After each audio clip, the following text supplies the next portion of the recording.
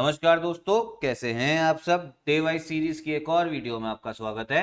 हम लोग Indian polity की डे वाइज सीरीज कर रहे हैं टॉप 500 एमसीक्यू की। चलिए इस वीडियो को स्टार्ट भी करते हैं और पहला क्वेश्चन देखते हैं क्या है। 35 कर लिए थे, 36 से हमें स्टार्ट करना है।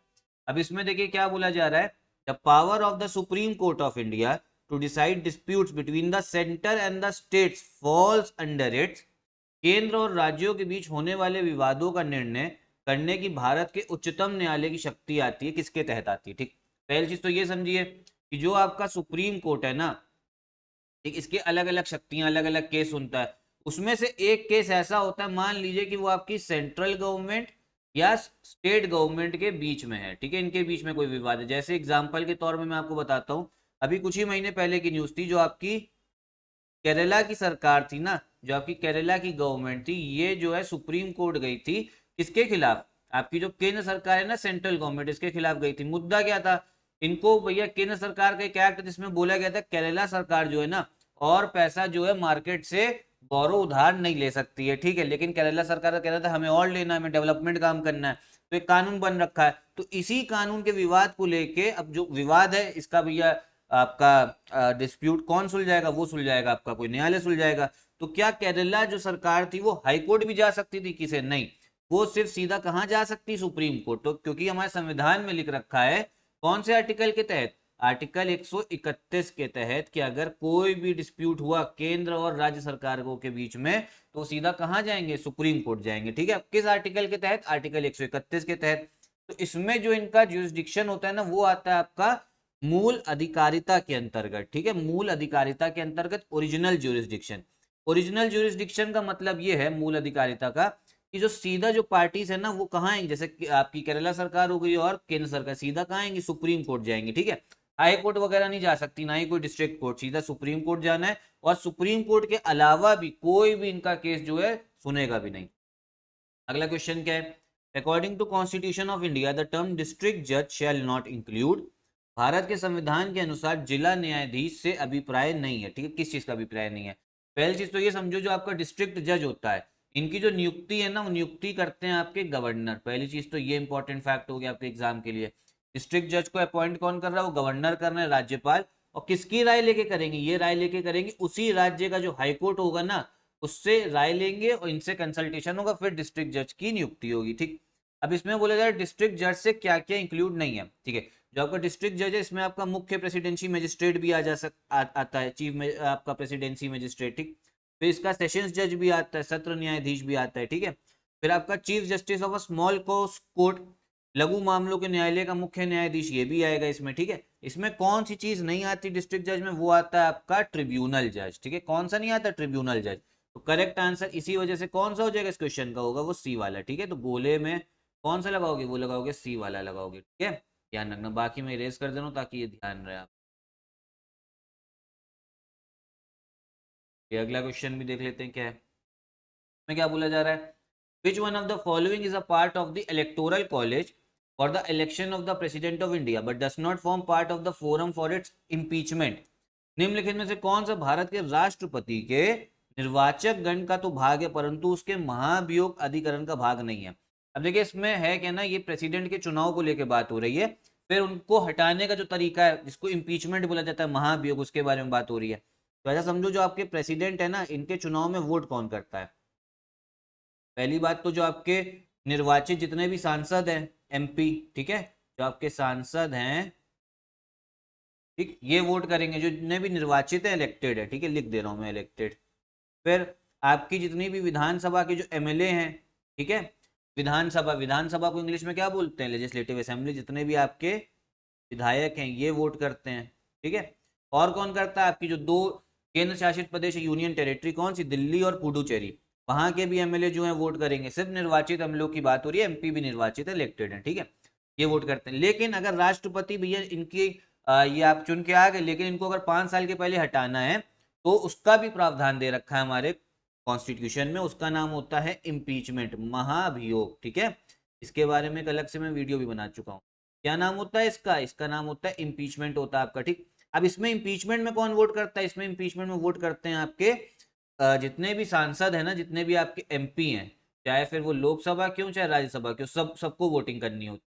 तो अब ये समझो इस क्वेश्चन में यही पूछा जा रहा है कि कौन लोग ऐसे हैं जो चुनाव में तो हिस्सा ले रहे हैं लेकिन आपके महाभियोग इंपीचमेंट में हिस्सा नहीं ले रहे। तो आपको दिख रहा होगा जो लेजिस्लेटिव असेंबली है ना, चाहे राज्य की हो चाहे आपकी यूटी की हो, दिल्ली या पुडुचेरी की, वो हिस्सा नहीं ले रहे हैं। ठीक है, तो करेक्ट आंसर आपका कौन सा हो जाएगा, वो होगा स्टेट लेजिस्लेटिव असेंबलीज, डी वाला करेक्ट आंसर होगा, राज्यों की विधानसभाएं। ठीक, अगला क्वेश्चन क्या है, इसमें बोला जा रहा है what is the system of governance in the Panchayati Raj setup. जो पंचायती राज है उसमें कैसे आपका शासन होता है, पंचायती राज व्यवस्था में शासन प्रणाली की संरचना क्या है। तो ये मैंने आपको बताया था, ये 3 टायर होती है स्ट्रक्चर। ठीक है, त्रिस्तरीय संरचना होती, कैसे, ग्राम लेवल पे होगा आपका पहले, ठीक है, ग्राम, खंड और जिला स्तर पर होता है स्थानीय स्वशासन की त्रिस्तरीय संरचना। सी वाला जो है ना ये सही है, 3 टायर आपका स्ट्रक्चर होता है, ध्यान रखिएगा।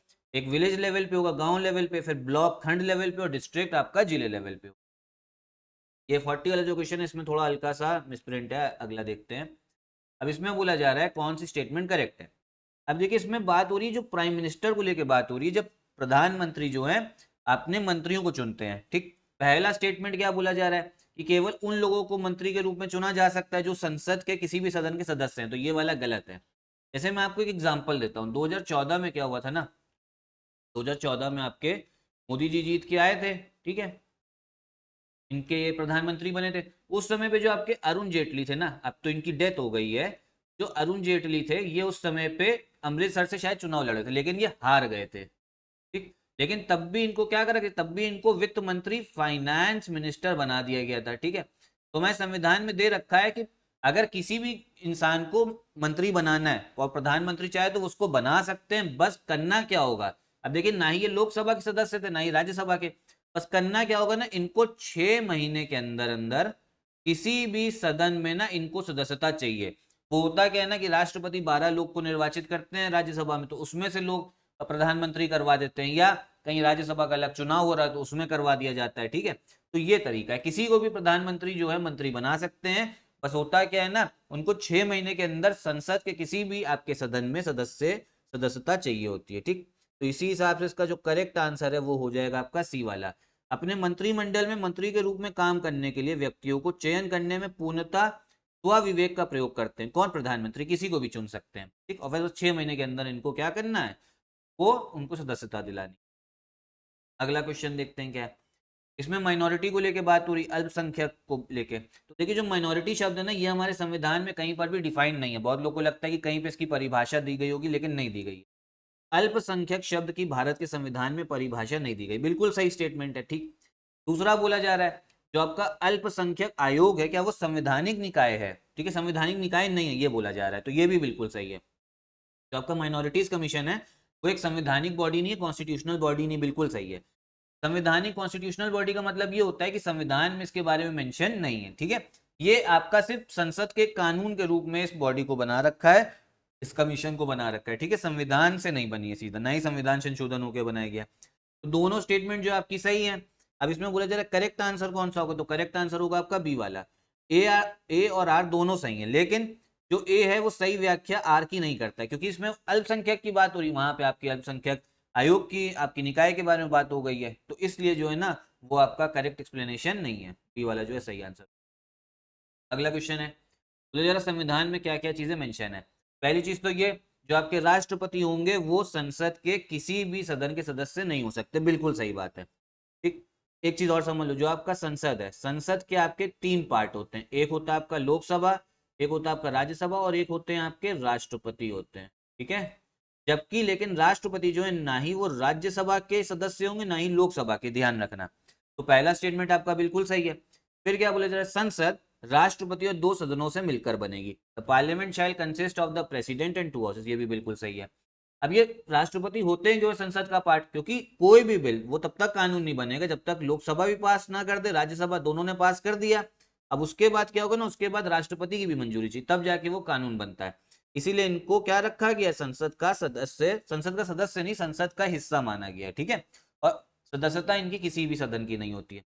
तो इसीलिए करेक्ट आंसर कौन सा हो जाएगा, दोनों हो जाएंगे वाला। ठीक है, बोथ 1 एंड 2। अगला क्वेश्चन क्या है, इसमें ये बोला जा रहा है कि कुछ यहाँ पे पदाधिकारी दे रखे हैं और बताया कि कौन सी वो शपथ लेते हैं। ठीक, तो जो आपके ये समझो जो प्रेसिडेंट ऑफ इंडिया, जो राष्ट्रपति ना, वो आपकी शपथ लेते हैं किसके लिए? संविधान और विधि की मर्यादा बनाए रखने के लिए। ए का कौन सा हो गया? 4 हो गया। ठीक। एक चीज और ध्यान रखो, जितने भी आपके मंत्री होंगे ना, चाहे राज्य के हो चाहे केंद्र लेवल के हो चाहे प्रधानमंत्री, उनकी शपथ में मेन चीज ये रहती है, डी वाले की बात करें, सूचना की गोपनीयता। मतलब ये जो जितना भी देखो सारी जो इंफॉर्मेशन होगी वो आर्मी विभाग के सब किसको देनी है? आपके मंत्रियों को दे रही है। ठीक है, तो इनको सूचना जो इंफॉर्मेशन है इनके पास में उसकी सीक्रेसी बना के रखनी होती है, किसी के साथ भी शेयर नहीं करना है। तो ये वाला भी काफी इंपॉर्टेंट हो जाता है। पहली चीज आप खुद समझो, ए का कौन सा हो गया? 4 वाला हो गया। फिर डी का कौन सा हो गया? 1 वाला हो गया। ये आपको किस में आते हुए दिख रहा है? ये आपको दिख रहा होगा आते हुए बी वाले में, तो बी वाला जो है करेक्ट आंसर। बाकी भी समझ लो, जो आपका सर्वोच्च न्यायालय के न्यायाधीश होते हैं उनका भी ये क्या होता है? उनका ये जाता है। ठीक है, कौन सा अलग? फेथफुल डिस्चार्ज ड्यूटीज, कर्तव्यों का निष्ठापूर्वक निर्वहन, तो सही है। बाकी जो है आपका सी का वो हो जाएगा, कौन सा हो जाएगा? सी का 2 वाला हो जाएगा। नहीं नहीं सॉरी, बी का 3 वाला है, भारतीय संविधान के प्रति श्रद्धा एवं निष्ठा और संसद सदस्य हैं, कर्तव्यों का निष्ठापूर्वक निर्वहन। ये ठीक है, ये ध्यान रखिएगा, ऐसे आपका ये बना है। तो यहीं पे हम लोग क्वेश्चंस खत्म करते हैं इस वीडियो के। अगली वीडियो में आगे क्वेश्चंस करेंगे। साथ ही साथ में आप अगर हमारा कोई भी पेड ग्रुप लेना चाहते हैं तो इन कॉन्टैक्ट नंबर पे लिख के हमारा पेड ग्रुप भी ज्वाइन कर सकते हैं। कोई अगर डाउट हो तो कमेंट बॉक्स में पूछिएगा। यहीं पे मैं वीडियो भी खत्म करता हूँ। नमस्कार।